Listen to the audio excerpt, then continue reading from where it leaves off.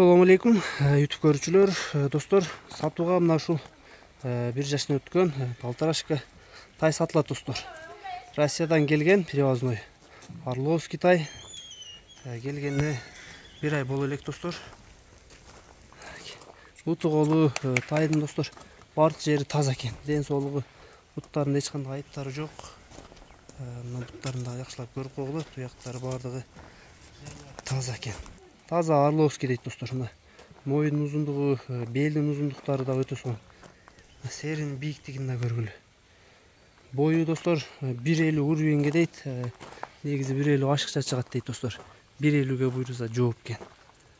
Кабак баштарын көрүп калгыла. Колго канча көнүп калды дейт. Өспүрүм азыр арык кези дейт. Машалла.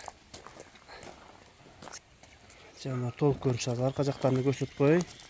Адрес Аксыда.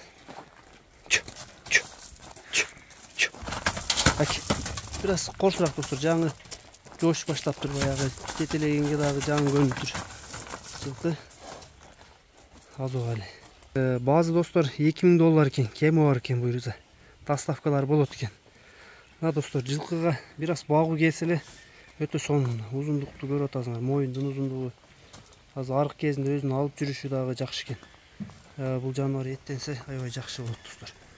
Кабыргалары, сөөктөрү оркоюп арык болуп турган мезгил экен. Баалар айтылды, номерлерди астына жазып калтырабыз. Ден соолугу ичип жегенине буйруза жооп экен, достор. Номерлерге кайрылып бересиңер, кимге жакса.